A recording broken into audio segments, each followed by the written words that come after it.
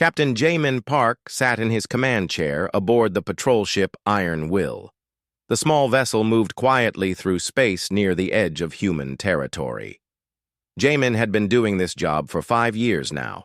Most days were boring. Ships came and went through the proper channels. Trading vessels followed the rules. Everything stayed peaceful. But today felt different. His sensor operator, Lieutenant Kisu Nam, looked up from his screen. "Captain, I'm getting something strange. Big ship coming toward the border." Jamin leaned forward. "How big?" "Really big." "Sir, maybe 10 times our size. It's not using any identification signals." The captain stood up and walked to the main display. A huge alien ship appeared on the screen. It was unlike anything he had seen before. The vessel had smooth purple metal and strange curved designs. Most importantly, it was heading straight into human space without permission. "Open a channel," Jamin ordered. "This is Captain Jamin Park of the Human Defense Force. You are entering restricted space. Please identify yourself and state your business." The alien ship kept moving. No response came back. "Try again," Jamin said. "Use the standard warning protocols." Kisu sent the message 3 more times. Each time, the alien ship ignored them completely. Far away on the alien vessel, Admiral Kexmore looked at the small human ship with amusement. The Veltari had conquered dozens of worlds. They had never met a species that could stop them. These humans seemed primitive. Their ship was tiny. Their technology looked basic. "Sir," said his communications officer, "the small ship keeps sending us messages." "What do they want?" Kexmore asked. "They're telling us to stop and identify ourselves. They claim this space belongs to them." Kexmore laughed. "Ignore them. They're like insects buzzing around a giant. We have important work to do." The Veltari ship, called Stellar Harmony, continued toward the human colony world. Behind it came 5 more ships carrying mining equipment and soldiers. On Kepler 442c, Administrator Hyejin Choi was checking the morning reports when her assistant ran into the office. "Ma'am, we have a problem," the young man said. "Unknown ships are approaching the planet. They're not responding to our calls." Hyejin felt her stomach drop. Kepler 442c was a peaceful farming world. 50,000 people lived here. They grew food for other human colonies. They had no military defenses except for the orbital defense platform, which was mostly for show. "Contact the patrol fleet," she ordered. "Send an emergency signal to Earth." The assistant nodded and ran back to his station. High above the planet, the Veltari ships arrived. Commander Thexaral led the landing force. He looked down at the green world below and smiled. Perfect soil for mining, good climate for their workers. The primitive humans could be moved to another area or eliminated if they caused problems. "Begin landing operations," Thexaral commanded. "Establish the mining base in Sector 7. That area has the highest mineral concentration." Sector 7 was where the main human settlement stood.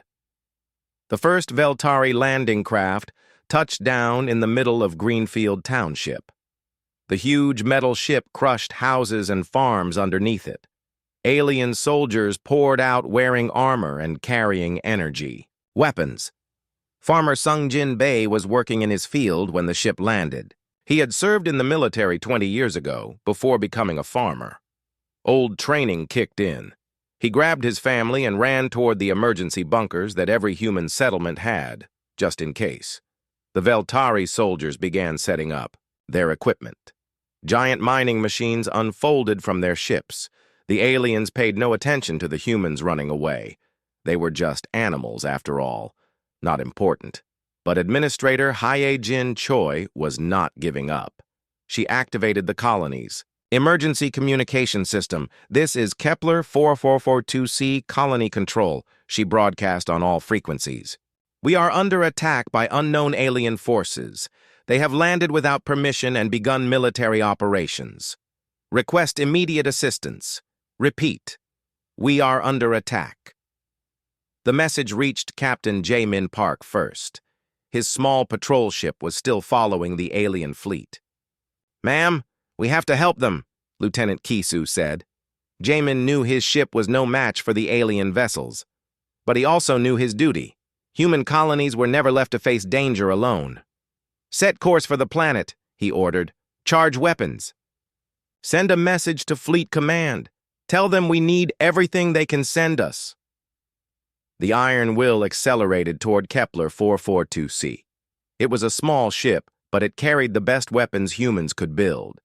Jamin hoped they would be enough.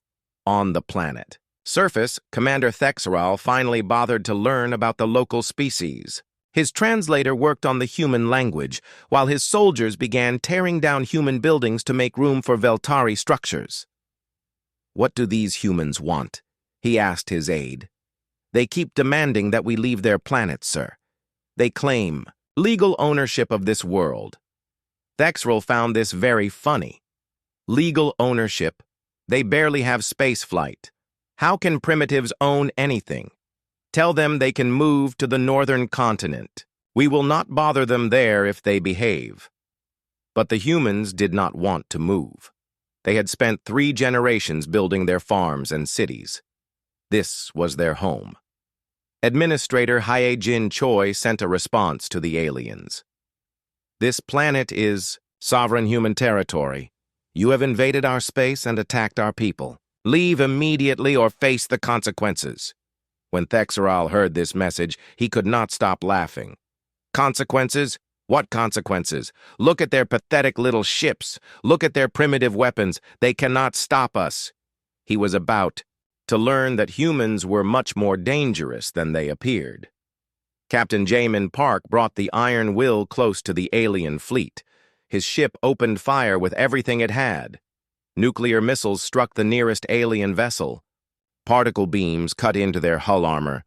The aliens were surprised by the intensity of human weapons. These were not the primitive devices they expected, but the Veltari had strong shields and powerful weapons of their own. 3 alien ships turned to face the lone human vessel. Energy beams lashed out, tearing through the Iron Will's armor. Jamin's ship was badly damaged, but he kept fighting. "Sir, we're losing power," Kisu reported. "Hull breach on deck 3. Weapons down to 30%. Keep firing," Jamin ordered. "We need to buy time for the colony." His message to Fleet Command had gone out. Somewhere in space, other human ships were racing to help. But would they arrive in time? The Iron Will shuddered under alien fire. Emergency alarms sounded throughout the ship. But Captain Jamin Park did not retreat. No human ship had ever abandoned a colony under attack. The battle for Kepler 442c had begun. The Veltari thought they were fighting primitive farmers and a single patrol ship. They had no idea what was coming. The emergency signal from Kepler 442c reached Earth in 3 hours through the quantum communication network. President So-Ra Kim was having breakfast when her security chief burst into the room. "Ma'am, we have a situation," he said. "Colony under attack. Unknown alien force." They ignored all warnings and began military operations. President Kim set down her coffee cup. Her face became very serious. "How many ships?" "At least 6 large vessels. Captain Park engaged them with his patrol ship, but he's badly outnumbered." Within minutes, the president sat in the emergency command center deep under Seoul. Around the table were the most important military leaders in human space. These men and women had prepared for this day their entire careers. Admiral Dong-Soo Lee, head of all human military forces, spoke first. "The aliens call themselves Veltari. Our intelligence computers found some references to them in captured pirate databases. They're conquerors. They take worlds by force and enslave the populations." "How strong are they?" President Kim asked. "Unknown. But they made a big mistake. They attacked a human colony. They think we're weak because we keep to ourselves." Dr. Minho Yoon opened a holographic display showing the alien ships. "Their technology is advanced but specialized. Energy shields, precision weapons, typical for a species that fights other civilized enemies. They probably expect us to surrender after a show of force. Will we? The president asked. Admiral Lee smiled coldly. Ma'am, these aliens have no idea what they just started. We've been preparing for invasion for 50 years. Every human colony has defense plans. Every citizen knows their role, and we have weapons they can't imagine. The truth was that humanity had learned hard lessons from their violent history. Wars on Earth had taught them that peace only lasted when backed by overwhelming force. When humans spread to the stars, they made sure no one could threaten their families. Activate the Ghost Fleet, President Kim ordered. Send everything we have. Across human space, secret military bases came alive. Ships that had been hiding in asteroid fields and dark nebulae received their orders. The Ghost Fleet was humanity's secret weapon. Hundreds of warships designed for one purpose, destroying anyone who threatened human civilians. On Kepler 442c, the situation was getting worse. Commander Thexral's mining machines tore through the human settlement like paper. Homes that families had built over generations disappeared under alien bulldozers. But the humans were not helpless. Farmer Sung Jin Bae gathered the other former military personnel in the colony. Most human settlers were veterans. They had served their time in the defense force before retiring to farming or business. We need to slow them down, Sung Jin told the group hiding in the emergency bunkers. Buy time for the fleet to get here. What can we do against those machines? Asked Hee-suk Park, a former Marine. We have hunting rifles and farm equipment. Sung Jin smiled. Every colony has emergency supply caches, military-grade equipment, stored for situations exactly like this. Time to remind these aliens that farmers can fight too. The hidden weapons caches were opened. Suddenly, the colonists had assault rifles, explosives, anti-vehicle missiles, and military communication gear. What looked like a peaceful farming world was actually a fortified position. The first Veltari patrol to enter the human residential area walked into a carefully planned ambush. Sung Jin's people had prepared for 30 years for something like this. They knew every building, every street, every hiding place. Energy beams lashed out from rooftops and windows. Human weapons were designed differently than the precise alien technology. They were meant to cause maximum damage, not surgical strikes. 3 Veltari soldiers died in the first few seconds. The others dove for cover behind their vehicles, shocked by the intensity of human weapons. Control, this is Ground Team 7, the surviving alien reported. The humans are armed and organized. They're fighting back hard. Commander Thexeral could not believe it. They're farmers. How can farmers fight trained soldiers? His aide checked their intelligence reports. Sir, it appears human civilians receive military training. Their databases show something called universal service. Every adult has combat experience. This was news the Veltari had not expected. In their experience, primitive species were either warriors or civilians. They had never met a race where farmers could become soldiers at a moment's notice. On the Iron Will, Captain Jamin Park was still fighting despite his damaged ship. He had managed to destroy one alien vessel using a suicide run with nuclear missiles, but his ship was dying. Captain, Lieutenant Kisu called out. I'm picking up new signals, multiple ships approaching fast. Jamin looked at his screen. Hope filled his heart. Identify them. Human Defense Force. It's the cavalry, sir. ETA 10 minutes. In space above Kepler 442c, Admiral Kexmore was starting to worry. His ground forces reported unexpected resistance. The humans were fighting much better than predicted. And now his sensors showed new ships approaching. How many? He asked his tactical officer. Uncertain, sir. They're using some kind of stealth technology. I count at least 20 vessels, but there could be more. Admiral Kexmore had brought 6 ships to conquer what he thought was a defenseless farming world. 20 human warships were more than he had expected to face. Signal the fleet, he ordered. Request reinforcements. These humans are more dangerous than our intelligence indicated. The message went back to Veltari space, calling for help. But the human ships were already arriving. Captain Yoon Han commanded the stealth destroyer Silent Thunder. Her ship had been hiding in the outer system for 2 days, watching the aliens and learning about their technology. Target the command. "Ship!"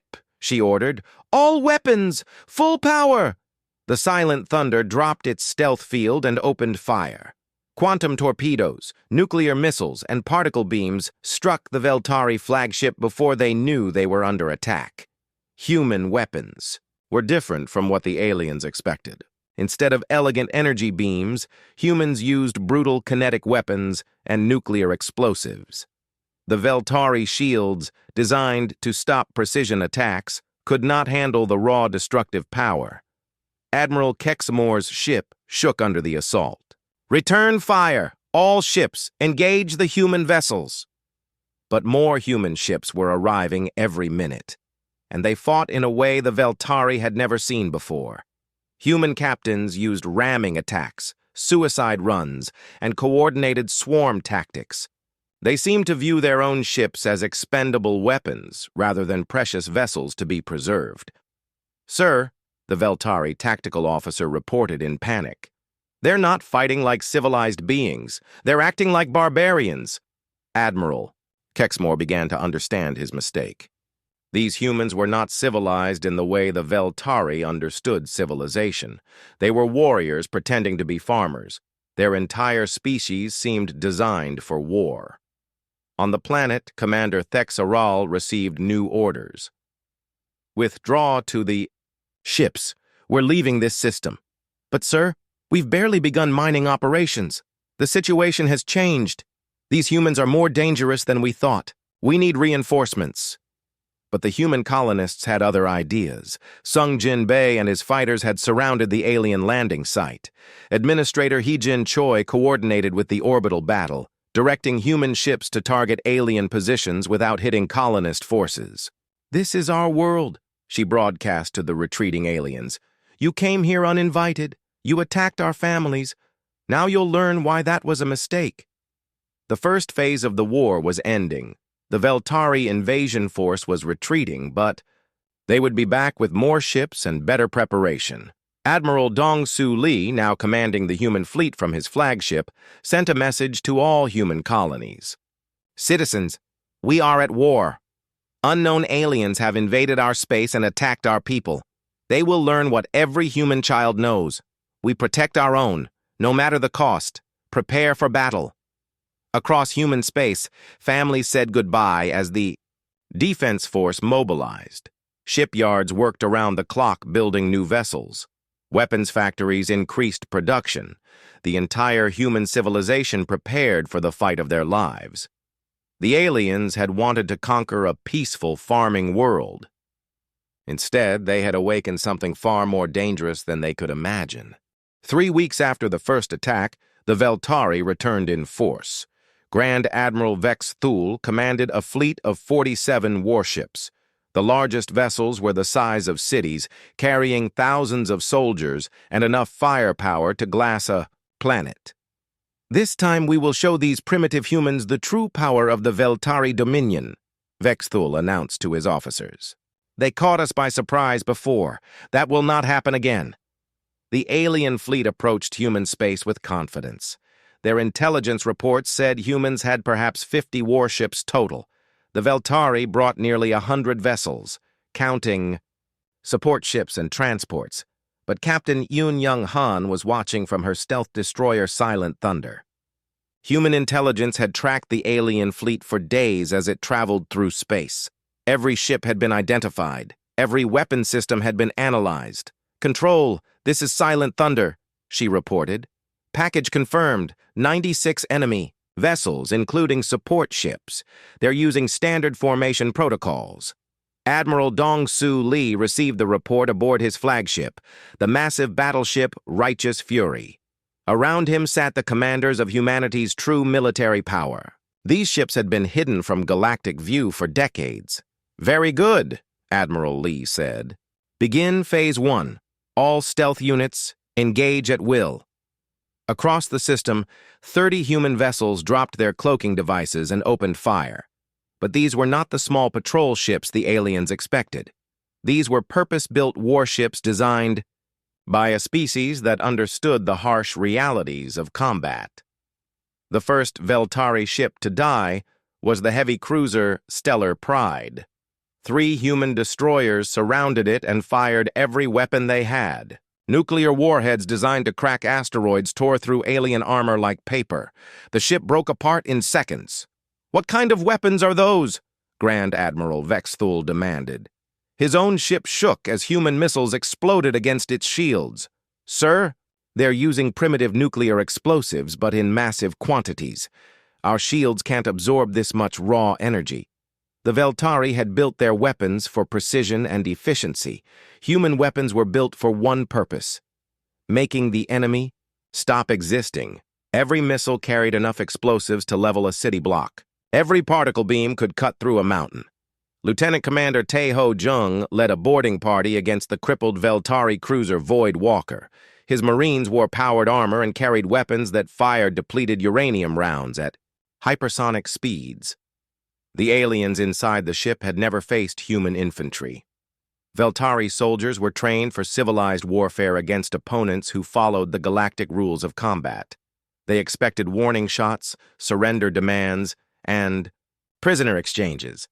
Human Marines had different rules. Anyone who threatened human civilians was an enemy. Enemies were to be eliminated completely and efficiently. "Breach the hull," Tae-ho ordered. His Marines used shaped charges to blast through the alien ship's armor. Combat robots went in first, scanning for threats and clearing the way.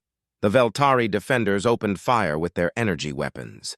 The beams were precise and deadly, but human armor was designed to handle concentrated energy attacks. The Marines kept advancing. "Surrender and you will be treated according to galactic law," a Veltari officer broadcast in broken human language. Tae-ho responded by throwing a flashbang grenade into the alien position. "This is human law," he said as his Marines stormed the compartment. The battle was over in minutes. The aliens discovered that human soldiers fought with terrifying efficiency. No wasted motion, no mercy for armed enemies, no hesitation when lives were at stake. On the planet Kepler 442c, Major Bo-Ra Shin arrived with 2,000 Marines from the 3rd Assault Division. The Veltari ground forces had fortified the mining site and prepared for a long siege. They had not prepared for human urban warfare tactics. Bo-Ra's Marines did not attack the alien fortification directly. Instead, they turned the entire colony into a weapon. Every building became a firing position. Every street became a kill zone. Every sewer tunnel became a route for flanking attacks. The Veltari commander tried to use his heavy weapons to destroy human positions. But the humans had evacuated all civilians to underground shelters that could survive orbital bombardment. The aliens found themselves shooting at empty buildings while Marines attacked from unexpected directions. "Sir, we're taking casualties from every direction," a Veltari sergeant reported. "The humans are using the entire city against us." "How is that possible?" the commander asked. "Cities are supposed to provide cover for defenders, not attackers." He was learning that humans had spent thousands of years fighting wars in cities. Every human settlement was designed to be defensible. Every citizen knew how to support military operations. The entire colony had become a single weapon system. In space, Grand Admiral Vexthul was realizing his fleet was losing. Human ships fought without regard for their own safety. They used ramming attacks, set off nuclear explosives next to their own vessels, and seemed perfectly willing to trade ship for ship with superior enemy forces. "Sir," his tactical officer reported, "we've lost 18 ships. The humans have lost only 7, but they're fighting like madmen. They don't seem to care about preserving their forces." This was another concept the Veltari could not understand. In civilized warfare, you tried to win while minimizing your own losses. Human commanders calculated victory based on acceptable casualties, not minimal losses. Admiral Dong-Su Lee's voice came over the communication channels, broadcast to every alien ship in the system. Attention, Veltari forces. You have invaded sovereign human territory. You have attacked our civilians. You have 30 minutes to surrender unconditionally, or we will destroy every ship in your fleet. Grand Admiral Vexthul could not believe what he was hearing. They're demanding our surrender? We still outnumber them 2-1. But his officers were looking at their tactical displays with growing alarm. More human ships kept arriving. These vessels were larger than anything in the Veltari fleet and carried weapons that defied understanding. The battleship Righteous Fury alone mounted guns that could crack a moon in half. Its missile tubes carried enough nuclear warheads to sterilize a continent, and it was just one of 12 human dreadnoughts that had emerged from hiding. "Sir," the communications officer said quietly, "perhaps we should consider their terms." "Never!" Vexthul shouted. "The Veltari do not surrender to primitives. All ships concentrate fire on their flagship." Every remaining alien vessel turned toward the Righteous Fury and opened fire. Energy beams powerful enough to cut through mountains struck the human ship's shields. For a moment it looked like the concentrated firepower might succeed. Then the human ship returned fire. 12 main guns fired simultaneously. Each projectile was the size of a small building and traveled at significant fractions of light speed. The kinetic energy alone was enough to shatter asteroids. 3 Veltari ships simply ceased to exist. The others were thrown out of formation by the shockwave. "This is your final warning," Admiral Lee broadcast. "Surrender now, or face complete annihilation." Grand Admiral Vexthul looked at his tactical display. Half his fleet was gone. His ground forces were trapped on the planet. Human reinforcements kept arriving. But he made the same mistake his people had made from the beginning. He underestimated human determination. "We will fight to the last ship," he declared. "Signal the home fleet. Tell them to send everything we have." Admiral Lee received the aliens' response and sighed. "Very well. All ships, weapons free. Show them what happens when you threaten human families."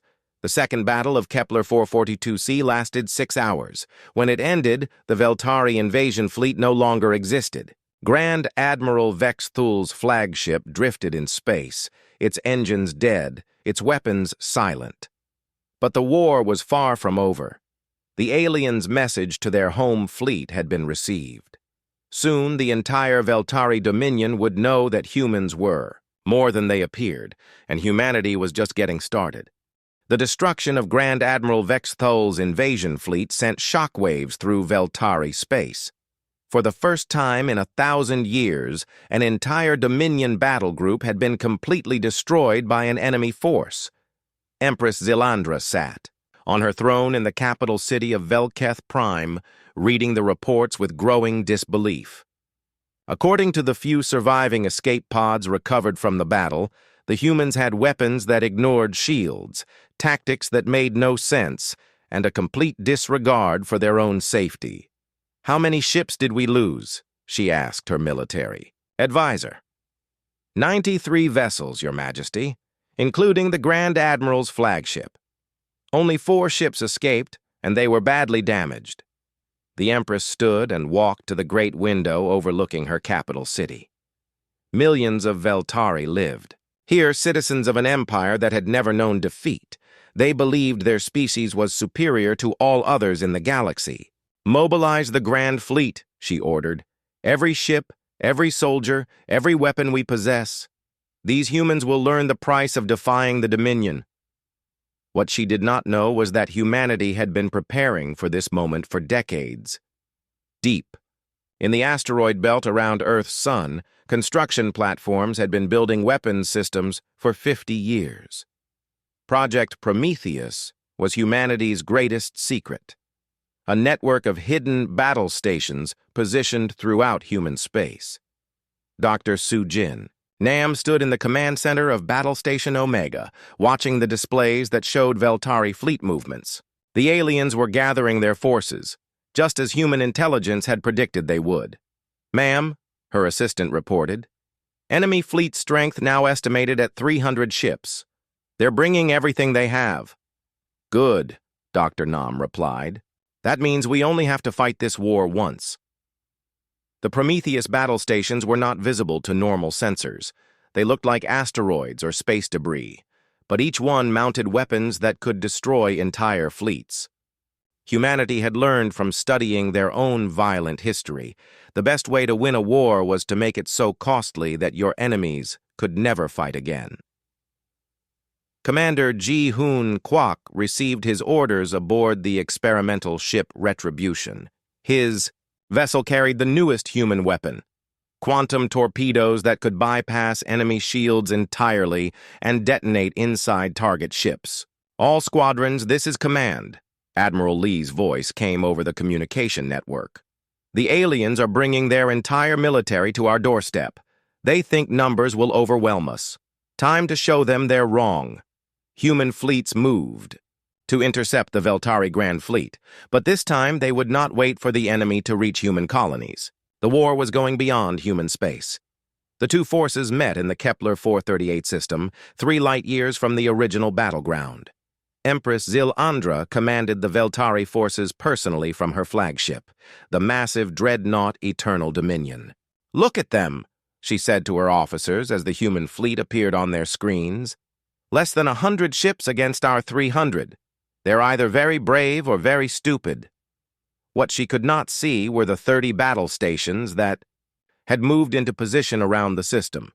Each one carried enough firepower to level a planet. The battle began when Commander Ji-hoon's Retribution fired the first quantum torpedo. The weapon passed through the shields of a Veltari cruiser and exploded inside the engine room. The ship broke apart from internal explosions. "Impossible!" the Veltari tactical officer shouted. "Our shields are still active!" But more human. Ships were firing the strange new weapons. Quantum torpedoes ignored energy shields completely. The Veltari discovered that their primary defensive technology was useless against human science. "All ships, evasive maneuvers," Empress Zilandra ordered. "We still outnumber them 3-1, close to weapons range, and destroy them." The Veltari fleet advanced, firing their precision energy weapons. But human ships used tactics that defied military logic. They flew directly into enemy fire, absorbed massive damage, and kept fighting until their hulls broke apart. Captain Yejin Ko commanded the fast attack cruiser Storm Chaser. Her ship took hits from 12 enemy vessels simultaneously, but she kept pressing the attack. "Hull breach on decks 4-7, her damage control officer reported. "Life support failing. Weapons down to 40%. "Keep firing," Yejin ordered. "Ram that battleship if we have to." Her crew obeyed without question. The Storm Chaser, trailing fire and debris, accelerated toward the alien dreadnought. At the last moment, Yejin's ship fired every remaining missile it carried and crashed into the enemy's bridge section. Both ships died together, but the human crew had taken 3,000 Veltari with them. "They're insane," a Veltari captain reported to his Empress. "The humans fight like they don't care if they die." That was exactly right. Human crews had been trained to view their ships as weapons, not homes. If destroying an enemy vessel required sacrificing their own ship, they did it without hesitation. But the real surprise came when Battle Station Omega revealed itself. The asteroid suddenly sprouted massive weapon arrays and opened fire with guns that could crack moons. The concentrated firepower vaporized 6 Veltari ships in the first salvo. "What was that?" Empress Zil-Andra demanded. "Unknown, Your Majesty. It appears to be some kind of hidden fortress." Then Battle Station Beta revealed itself. Then Gamma. Then Delta. 30 hidden fortresses had surrounded the Veltari fleet without being detected. The aliens found themselves trapped in a killing field designed by military engineers who understood that wars were won through preparation and superior firepower, not honor and fair fighting. "All ships, emergency jump," the Empress ordered. "Retreat to safe distance." But the humans had prepared for that too. Gravity mines deployed around the system prevented faster-than-light travel. The Veltari fleet was trapped with no escape. Route. Admiral Dong Su Lee's voice echoed through space on all frequencies. Attention, Veltari forces! You invaded our territory. You attacked our families. You brought war to our doorstep. Now you will face the consequences of those decisions. The battle raged for 18 hours. Human weapons systems fired continuously, supported by automated factories that built new missiles and energy cells faster than they could be used. The Prometheus battle stations had been designed to fight outnumbered against superior numbers. But the shooting stopped. The Veltari Grand Fleet no longer existed. 300 ships had been reduced to wreckage and radiation. Empress Zilandra's flagship drifted powerless, its engines destroyed and its weapons silent. But some alien ships had managed to escape. They carried word back to Veltari space that humanity was not the primitive species they had appeared to be. More importantly, they carried news that human fleets were now leaving their own territory for the first time in decades. Commander Minsik, Yoon led the pursuit force aboard the battleship Relentless Justice. His orders were simple. Follow the surviving aliens back to their home systems and make sure no one could threaten human space again. Sir, his navigation officer asked, what if we encounter civilian populations? Then we follow human doctrine, Minsik replied. Military targets only. But anyone who participated in the attack on our colonies will face trial for war crimes. The surviving Veltari ships limped back toward their home systems, unaware that human vessels were following them. Using advanced stealth technology, for the first time in their history, the Veltari Dominion faced invasion, but they would discover that humans made a clear distinction between soldiers and civilians. The coming campaign would be swift and precise, targeting only military installations and government facilities. The Veltari had wanted to conquer human space. Instead, they had awakened something far more dangerous. A species that viewed the protection of innocent life as the highest duty of civilization. And humanity was about to teach the galaxy a lesson about the difference between conquest and justice.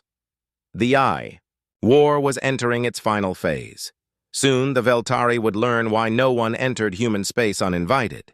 Human fleets crossed into alien territory for the first time in their species' history.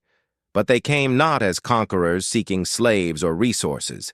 They came as hunters pursuing those who had threatened innocent families. Captain Yejin Ko, who had survived the destruction of her previous ship, now commanded the fast attack cruiser Storm Chaser II. Her wolf pack of 6 vessels pursued fleeing Veltari ships through systems the aliens had controlled for centuries. Contact on sensors, her tactical officer reported. 3 enemy vessels running hard for their home system. Are they military or civilian? Yejin asked. Military signatures, Captain. Same class as the ships that attacked Kepler 442c. Then they made their choice when they invaded our space. All ships, attack formation. No survivors. The human ships moved like predators stalking prey. Their target was not random destruction, but surgical elimination of anyone who had participated in the attack on human colonies. In the Veltari home system, panic filled the streets of every major city. For 1,000 years, their species had been the hunters. They had never been the hunted. Now enemy fleets approached their most important worlds, and there seemed to be nothing that could stop them.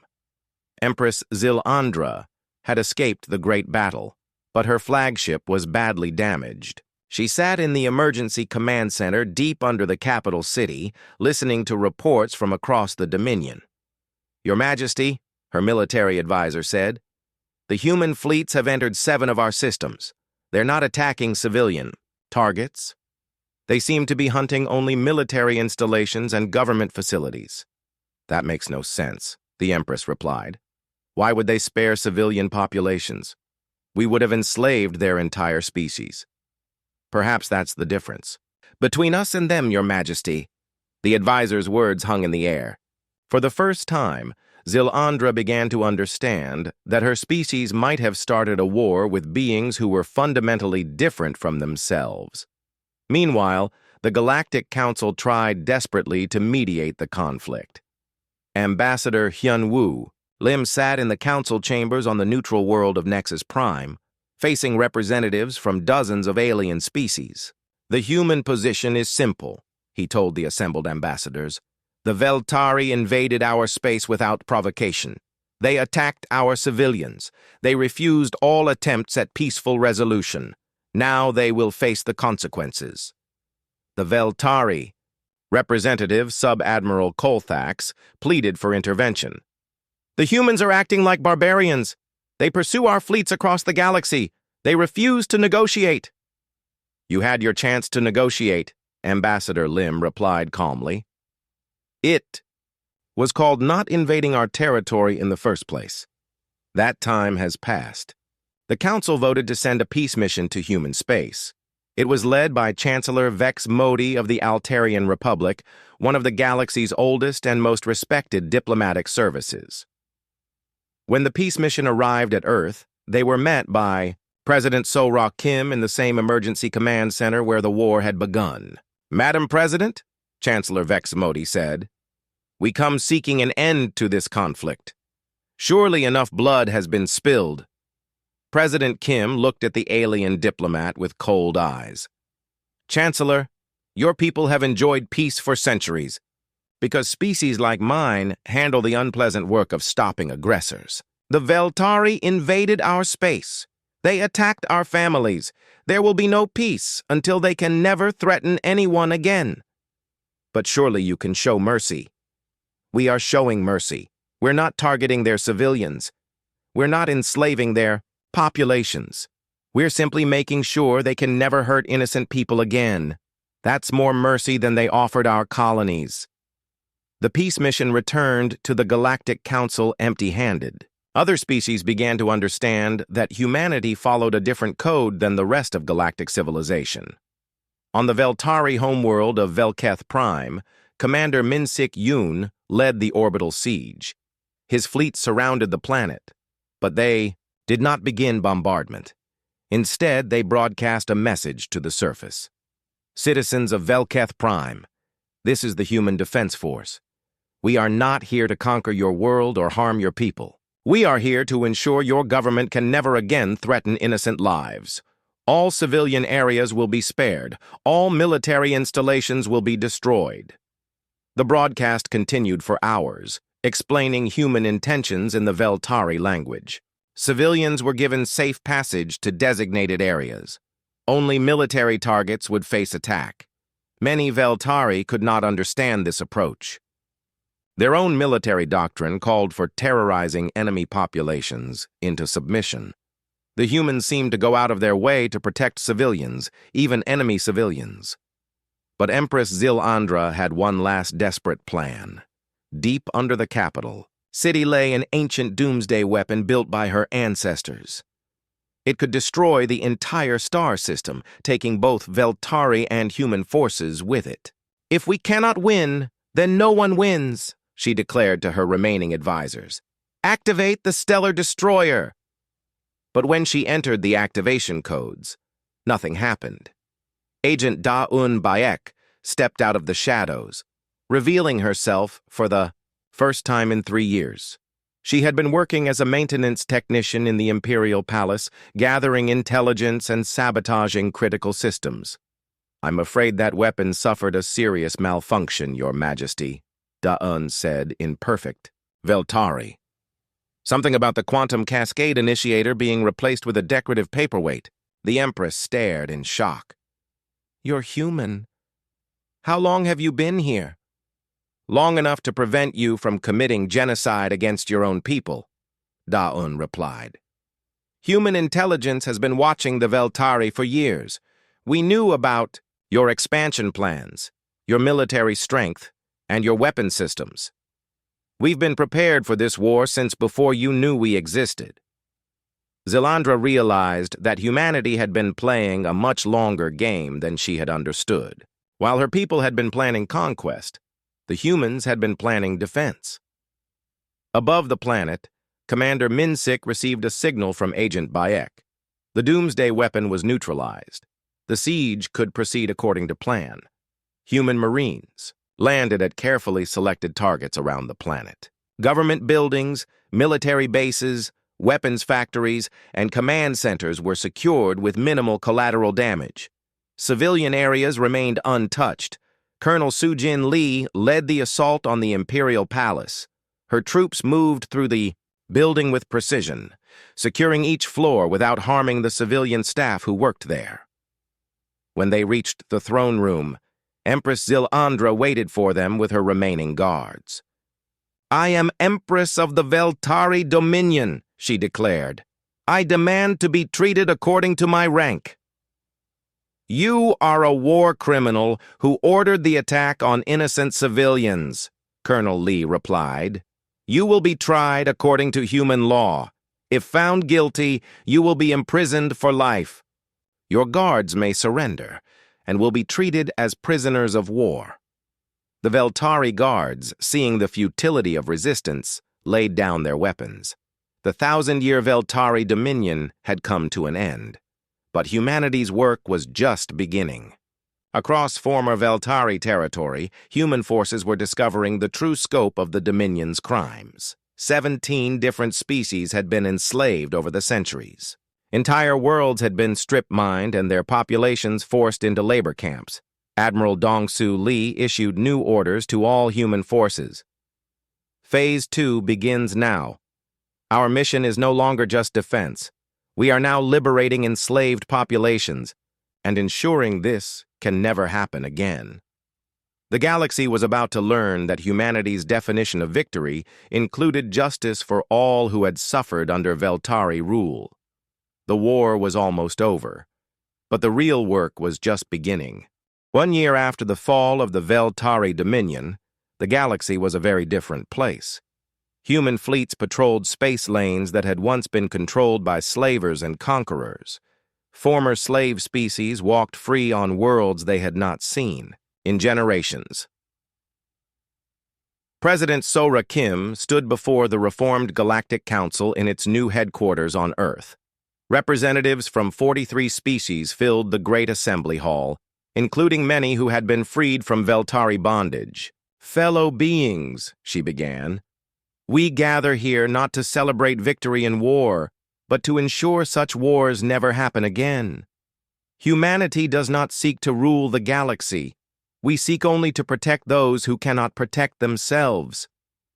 The audience included former Veltari slaves who had been liberated by human forces. The Kethmari people had been enslaved for 3 centuries. The small Zilfian species had been nearly extinct before human Marines freed their homeworld. 17 different species now lived under human protection.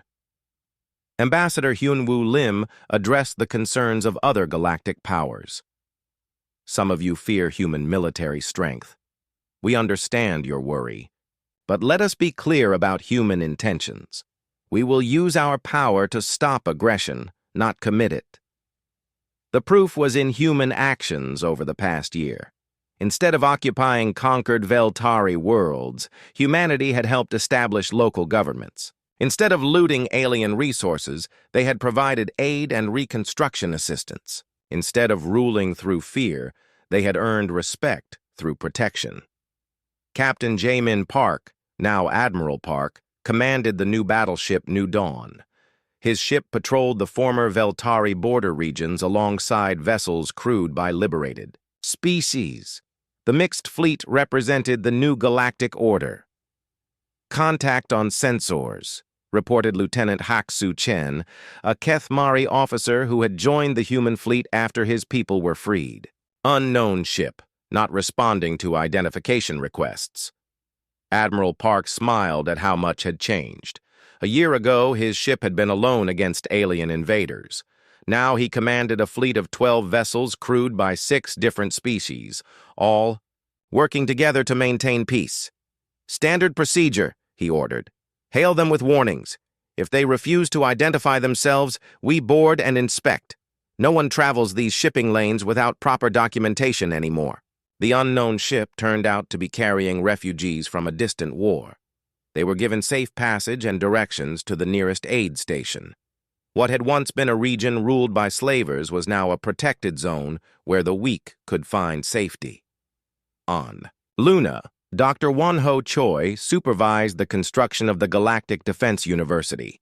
Students from dozens of species learned human military doctrine, but adapted for their own cultures and capabilities. The goal is not to make everyone fight. Like humans, he explained to a class of mixed species. The goal is to teach everyone how to protect innocent people. Each species must find their own way to serve this mission. The curriculum covered more than just weapons and tactics. Students learned about civilian protection, post-conflict reconstruction, and the difference between necessary force and excessive violence.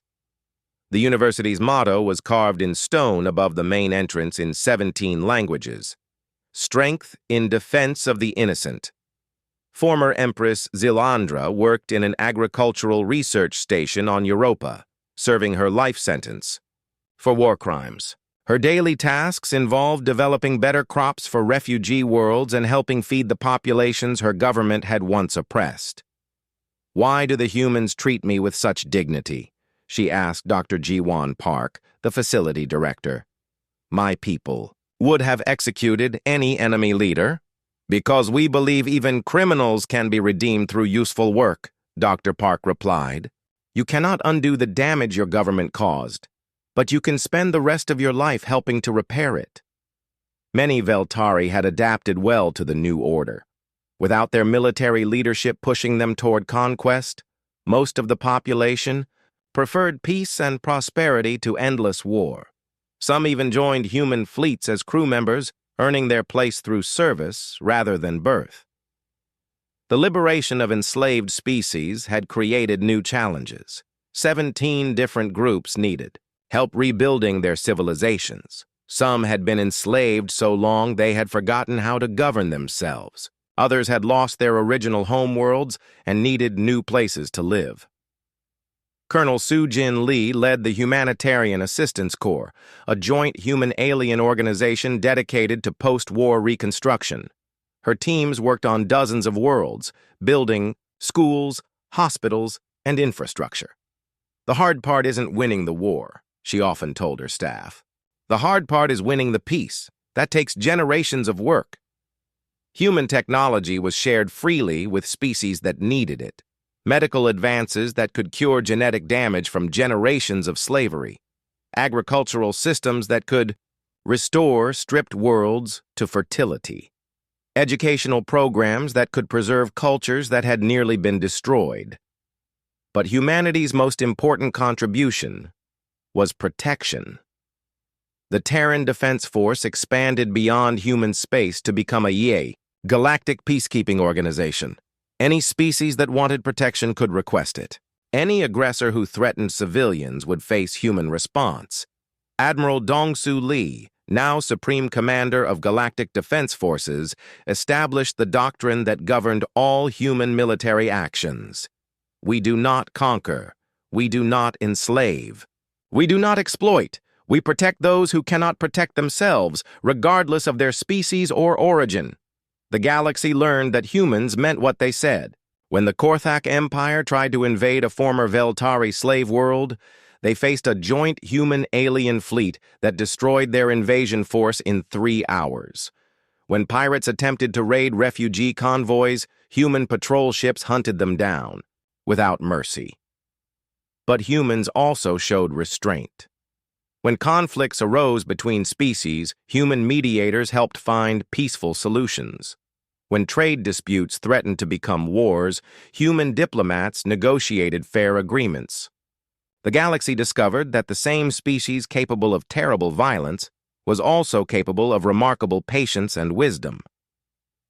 5 years after the war, Captain Ye-Jin Ko attended the memorial service for those who died defending Kepler 442c. The Mae farming world had been rebuilt and was now home to refugees from 6 different species. Human and alien children played together in fields that had once been battlegrounds. "We remember not just those who died," she told the mixed crowd, "but why they died. They died protecting innocent people. They died ensuring that families could live in peace. They died so that no one would ever again face conquest alone. The monument bore names from many species, human defenders who gave their lives stopping the invasion, Veltari soldiers who died following illegal orders, civilians from all sides who became victims of war. All were remembered equally.